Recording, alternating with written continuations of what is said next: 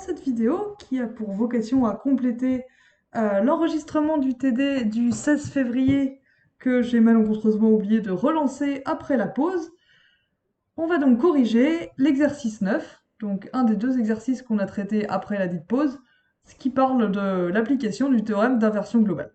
Donc ici, on va l'appliquer à une fonction de R2 dans R2, dont il va s'agir à la fin de montrer qu'elle réalise un difféomorphisme sur son image. Donc il s'agit clairement d'appliquer le théorème d'inversion globale en vérifiant les hypothèses l'une à la suite de l'autre. Donc cette application qu'on va regarder, c'est l'application qui a xy dans R2 associe x plus a cosinus y, y plus b sinus x. Donc elle dépend de deux paramètres réels a et b. Et la première question qu'on va se poser, c'est pour quel choix de ces paramètres est-ce que f est un C1 difféomorphisme local en tout point? Donc là, il s'agit d'une application du théorème d'inversion locale. On va regarder à quelles conditions, pour tout xy dans R2, la différentielle de f en xy est inversible en xy. La différentielle de f en xy est une application linéaire inversible. Pardon. Ok, donc la première chose à observer pour pouvoir appliquer le théorème d'inversion locale, c'est de remarquer que f, elle est C1 sur R2. Donc on va pas épiloguer là-dessus, hein.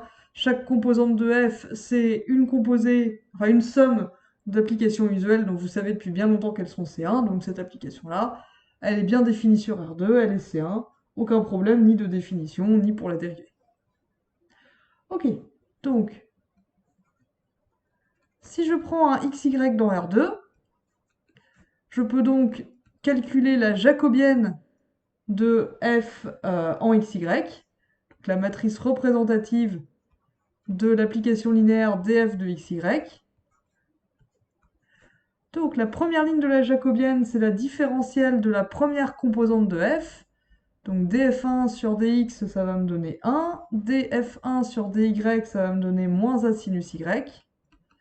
Et la deuxième ligne de la jacobienne, c'est la différentielle de la seconde composante f2. Donc df2 sur dx, ça va me faire b cosinus x. Et df2 sur dy, ça me fait à nouveau 1. Ça, c'est la jacobienne de f en xy, et donc on voit que son déterminant, c'est un déterminant de taille 2, hein, c'est quelque chose que vous savez calculer depuis un moment maintenant, ça va nous faire 1 plus AB cosinus x sinus y.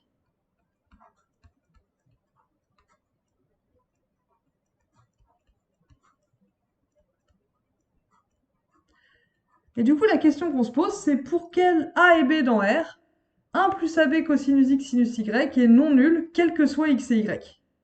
Donc pour répondre à cette question, on va se demander à quelles conditions le jacobien est nul, et du coup, ce sera les cas qu'on souhaite éliminer.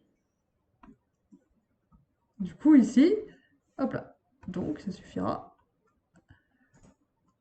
Le déterminant jacobien de f en xy, c'est-à-dire le déterminant de la jacobienne, il s'annule si et seulement si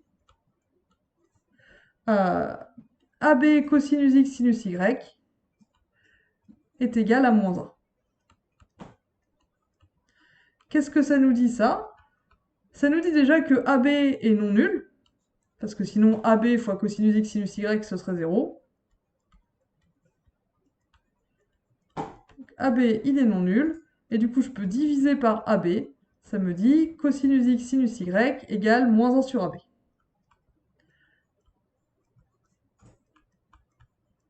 Ok, alors comment est-ce qu'on détermine A et B pour qu'il n'y ait aucun x et y dans R2 qui vérifie cette équation?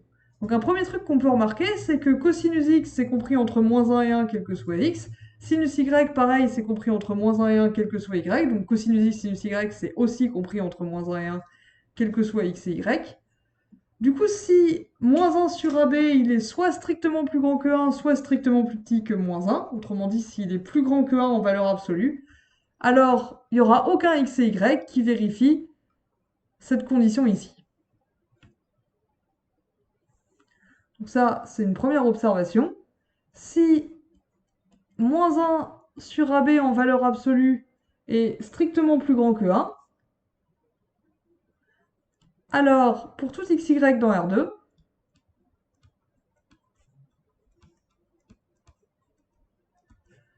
valeur absolue de cosinus x sinus y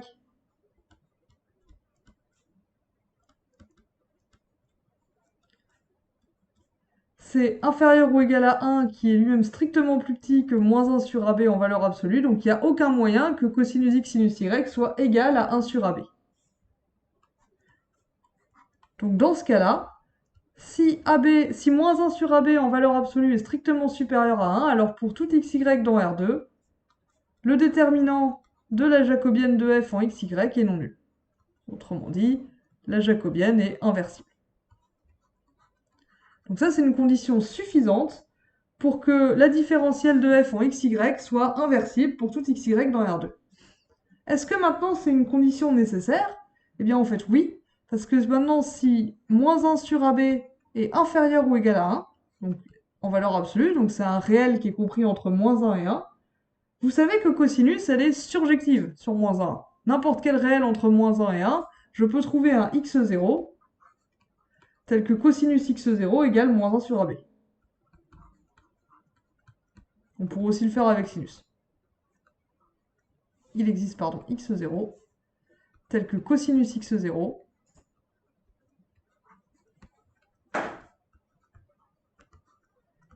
égale moins 1 sur AB.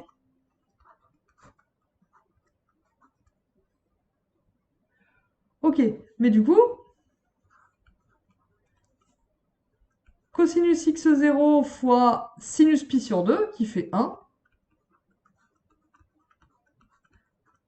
ça fait moins 1 sur AB aussi. Or ça, c'est exactement la condition pour que le déterminant de la jacobienne de f au point x0 pi sur 2 fasse 0. Donc si jamais moins 1 sur AB en valeur absolue est inférieur ou égal à 1, alors il y a un point dans R2, et en fait il y en a plein, parce que les fonctions sont 2π périodiques, donc je peux toujours rajouter des 2π, tel que la jacobienne de f ne soit pas inversible, son déterminant est nul. Donc dans ce cas-là, on n'aura pas un C1 difféo local au voisinage de tous les points. Donc en fait, le fait que moins 1 sur AB soit strictement plus grand que 1, c'est une condition nécessaire et suffisante pour que f soit un C1 difféo local au voisinage de chaque point. Donc d'après le théorème d'inversion locale,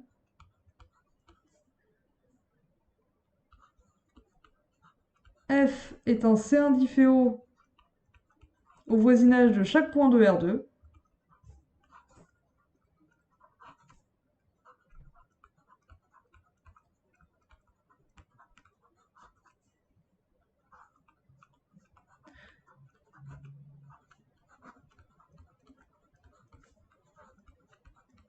si et seulement si, pour tout xy dans R2, df de xy est inversible.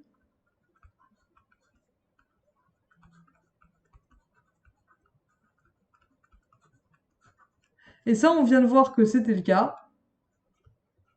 Si et seulement si, moins 1 sur AB est strictement plus grand que 1 en valeur absolue. Autrement dit, valeur absolue de AB est strictement inférieure à 1. C'est une autre façon d'écrire la même condition. Et donc, à partir de maintenant, on suppose qu'on est dans ce cas-là. On suppose à partir de maintenant que valeur absolue de AB est strictement inférieure à 1. Et on va voir que sous cette condition, f réalise un C1 difféo global de R2 dans f de R2. Mais avant ça, on fait un petit interlude d'analyse réelle. On nous demande de montrer que la fonction sinus, c'est un Lipschitzienne. Alors pourquoi ça c'est vrai? C'est une simple application du théorème des accroissements finis, celui que vous connaissez depuis longtemps pour les fonctions réelles. Par le théorème des accroissements finis, pour tout T1, T2 dans R2,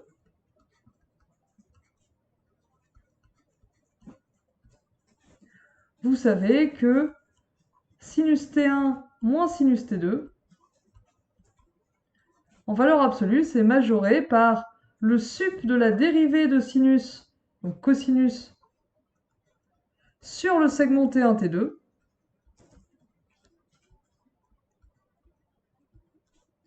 fois valeur absolue de T1 moins T2.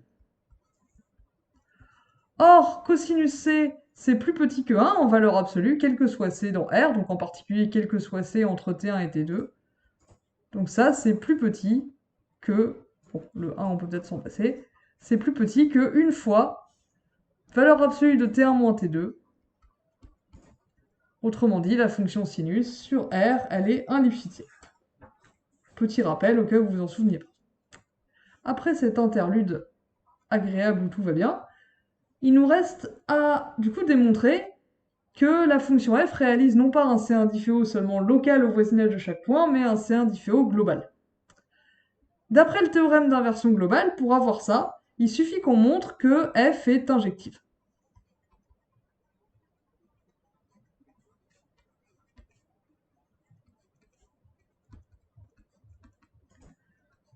Et ça, on va le faire traditionnellement, hein, à l'ancienne. On va prendre deux points de R2, x1, y1 et x2, y2, qui ont la même image par f.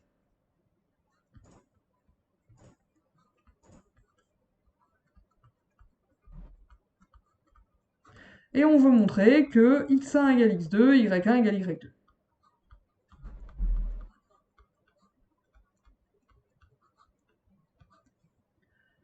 Or, si f2x1, y1 égale f2x2, y2, qu'est-ce qu'on a? On a d'une part x1 plus a cosinus y1, première composante de f de x1, y1, qui est égale à x2 plus a cosinus y2.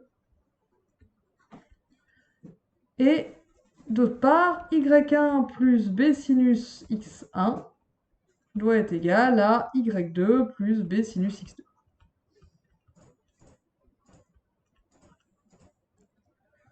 Ok? Comment est-ce que j'en déduis que x1 égale y1, x2 égale y2? Bon, peut-être que la question 2, elle n'était pas complètement là pour rien non plus. Elle nous dit quelque chose sur sinus truc moins sinus machin. Donc ça me fait un peu penser à ce qu'il y a sur la ligne 2. Si je mets les sinus d'un côté et les y de l'autre, je vois que ça, je peux le réécrire. y1 moins y2, c'est égal à, je peux mettre le b en facteur, sinus x2 moins sinus x1. Et puis bon, ce qu'on a montré à la question 2, ça marche tout pareil pour cosinus. Donc si on fait la même chose sur la première ligne, on voit qu'on peut mettre les x d'un côté, x1 moins x2, on aimerait bien montrer que ça fait 0 d'ailleurs, c'est égal à a fois cosinus y2 moins cosinus y1. Ok, qu'est-ce que ça nous dit ça? Bah du coup, y1 moins y2 en valeur absolue, je peux le majorer par valeur absolue, enfin c'est égal d'ailleurs, c'est pas une majoration. D'après la deuxième équation, ça c'est égal à valeur absolue de b fois valeur absolue de sinus x2 moins sinus x1.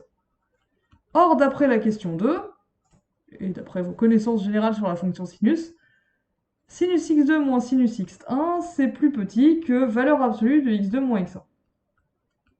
Bon, ça, d'un autre côté, d'après la première équation de notre système, c'est égal à valeur absolue de b, je le garde, fois valeur absolue de a, fois cosinus y2 moins cosinus y1.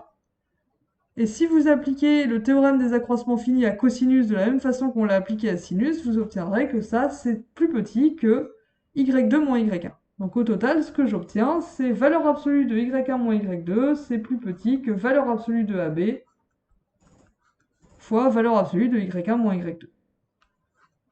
Donc si je soustrais le terme de droite de chaque côté, j'obtiens... Hop là. Autant pour moi, je ne l'ai pas fait du bon côté. Alors, j'obtiens que 1 moins valeur absolue de AB facteur de y2 moins y1, ou y1 moins y2, c'est pareil en valeur absolue, c'est inférieur ou égal à 0. D'un autre côté, y1 moins y2, c'est supérieur ou égal à 0, puisqu'il y a des valeurs absolues. Lui, il est strictement positif, c'est notre hypothèse. On a fait la supposition que valeur absolue de AB était strictement plus petit que 1 en valeur absolue, donc tout ça, en fait, c'est forcément positif ou nul. Du coup, avec cet encadrement, il n'y a pas le choix, il faut que ça fasse 0. Or, 1 moins valeur absolue de AB, c'est non nul. Donc y1 moins y2, c'est égal à 0, en valeur absolue. Ou même pas en valeur absolue d'ailleurs. Et du coup, y1 est égal à y2. Et maintenant, si je reprends ma première équation de mon système de tout à l'heure, du système qui est ici, pardon, j'obtiens que x1 plus cosinus plus... Ah mince, pardon.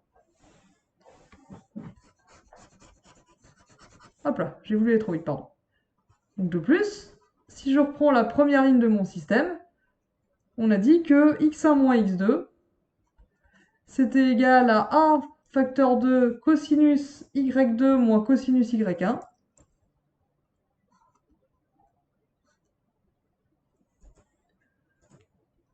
Or, y2 égale y1.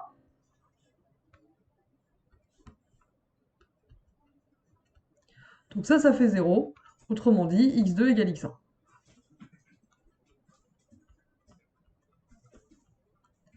Donc si je suppose que f de x1, y1 égale f de x2, y2, j'en retire que x1 égale x2 et y1 égale y2.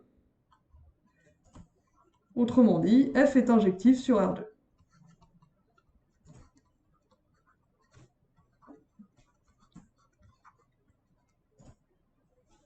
Donc ce qu'on a obtenu, c'est que si valeur absolue de AB est strictement inférieure à 1, alors, d'une part, la différentielle de f en xy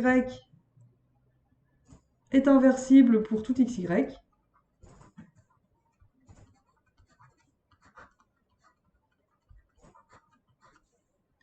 D'autre part, ce qu'on vient de dire, c'est que f est injective sur R2.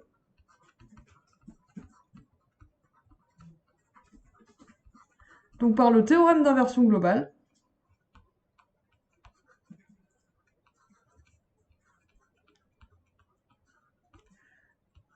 f réalise un C1 difféomorphisme de R2 dans f de R2, dans son image. Donc cette application-là, f de R2 à valeur dans f de R2, c'est une bijection C1 dont la réciproque est également C1. Donc, j'espère que c'était éclairant comme première application du théorème d'inversion globale. Donc là, il s'agissait essentiellement de vérifier les deux conditions l'une à la suite de l'autre. Donc vérifier que df de xy est inversible pour tout xy, c'est un calcul de déterminant, hein, on commence à avoir l'habitude, ça c'est un peu toujours pareil. Là où c'est pas toujours pareil et ça dépend un peu au cas par cas de quelle fonction on regarde, c'est quand on veut montrer l'injectivité. Donc c'est pour ça que le théorème d'inversion locale garde son intérêt, parce que parfois l'injectivité va résister un petit peu. Ici, on voit qu'il a fallu utiliser le théorème des accroissements finis astucieusement. Dans l'exercice 10, qui vient dans la prochaine vidéo, ce sera une autre astuce pour démontrer l'injectivité d'une autre fonction, celle-là définie sur R3. Donc je vous retrouve dans la prochaine vidéo pour parler de ça.